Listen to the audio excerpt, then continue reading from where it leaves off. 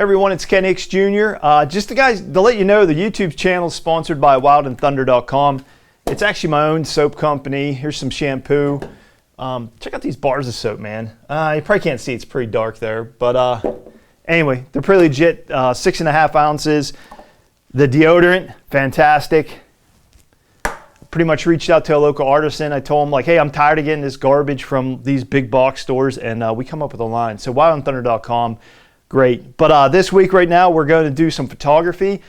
It's kind of a hobby of mine, and it's really ties into the outdoors to where I love landscape photography, even wildlife photography, to where I got this big hoss here. It's like, 150 to 450, and I just love taking photos. It lets you see things in a different angle. So I was going up this road, and there's this like brook stream, little stream that runs down through the mountain. And if you hit it the right time, the light comes in, the water glistens off the leaves, the nice new spring from spring turkey season.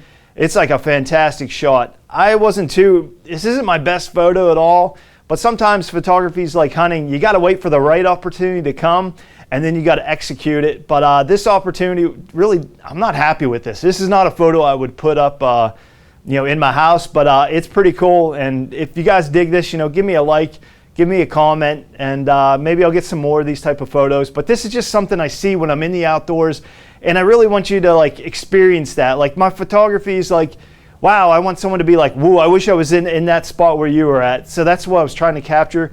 I don't think I captured it in this photo. I kind of did something cool where it's called photo stacking, where you take a picture of here, you take a picture out there, focus on two different areas, and then you combine the photo to make one photo that's completely in focus. But it's something I enjoy, and if you enjoy it as well, like, subscribe, and ask, hey, if you want more of those type of photos, that's great. There'll be no tutorials. There's guys that are like, I try not to do tutorials because there's some savages out there, and it's embarrassing how good some of these guys are compared to me. All right, guys, something a little different here.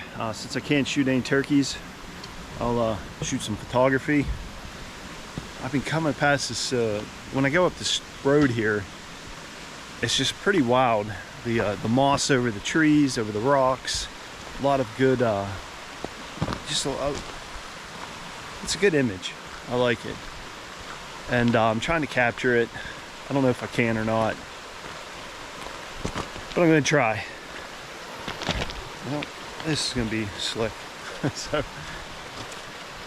I can oh god,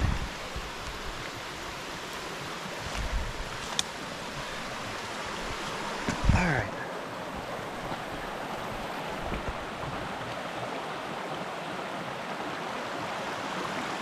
I'm looking at this, and I'm looking at the picture frame itself, the way it would be. It need to be over here.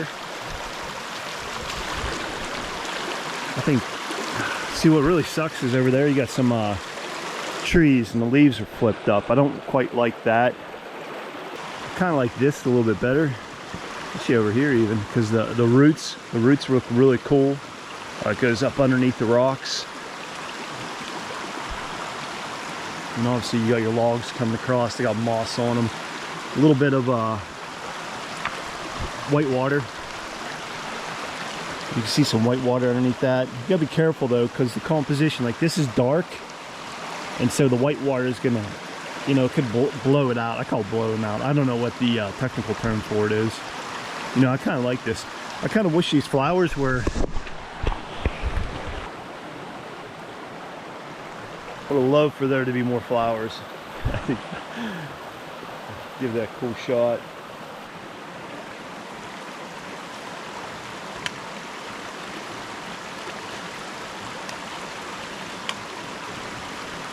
So I went with the high f-stop, like an f13, and that's just going to create a bigger field.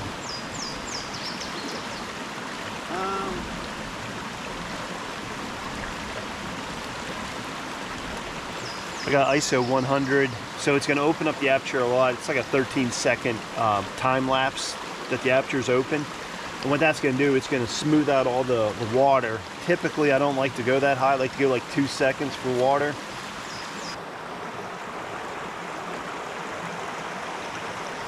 Normally, you would try a bracket like this, the rock here that's like in the foreground. You want to focus on that, and then you want to take another photo, focus on that, and kind of blend them in some type of post-processing. I don't really like doing that because I'm not really that good at doing that. So I don't know, I may do that, but right now I'm going to put a polarizer on, and I don't think it's going to be that big of an effect, because usually a polarizer, you'll be able to cut right through the water and see right down, like it'll be crystal clear. But since the exposure time's open so much, I don't know if I'll get that effect. So I'm going to try a bracketing photo. It's just as simple as focusing out there. Then I'm going to focus on this rock, and then in post-processing I'll overlap the two photos, and you'll have a full everything will be in focus pretty much. I don't know what the technical term is. I'm just self-taught photographer. We'll let all the other gibberish stuff to someone else that's an egghead. Got to make sure you tighten the ball down, or the whole thing will flip over. It's really, I don't know.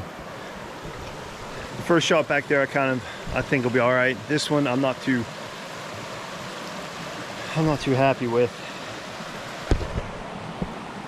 You can see that tree there. I wish it would have had more moss on it. The big thing I'm trying to get the effect right now is, oh man, these bugs are crazy. I want to be able to see into the water. It's a natural, I mean, this water here is pretty cold. This is a wild trout stream. So it's a little bit more, I guess, mountain springish, if that's what you want to call it. These bugs are crazy. Okay, I gotta go. These bugs are crazy, but I got my shots. I'm gonna still go slow down this road, see if I see anything of interest. That's how I found this spot. It's right next to the road. I was always passing it. I'm like, that's a cool shot. But I'm sure there's other shots that are a lot nicer. But these bugs are horrendous. Horrendous, I tell you. Years ago, I had a photography YouTube channel, because I was into photography a good bit, but then I kind of had to step back from it. I mean, I love taking photos. I love seeing this stuff. When you, like, I don't know, it's kind of hard to explain, but you start seeing the details in everything. Architecture, you know, the wilderness. You start seeing the details, and you notice it. And I think getting into photography was it's probably one of the better things I've done. I mean, there's just so much where you look at the landscape and you're like, oh, that's interesting. You see more. You notice things. Architectural, like in a city, you see the lines. You see, like, just the possibility of, like, this is not only like a cool photo, but just like a cool scene.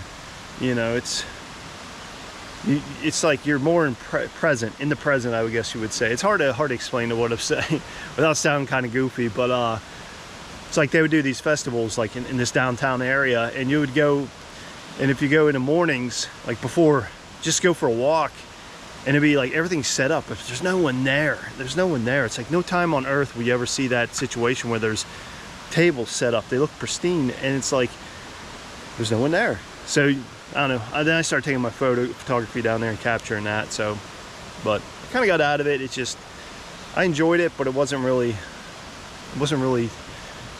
what I was really passionate about. So I love the outdoors. I got to get out of here. These bugs are crazy. Since we're on the kick of photography, I used to follow, and I still do, this guy named Thomas Heaton. He's a photographer out of the UK, and pretty much he likes to live in his van or camp in his van and travel around the UK, and he goes international as well. And I enjoyed just watching his 15 to 20 minute tutorials. Not even tutorials, just like follow me around, I'm camping.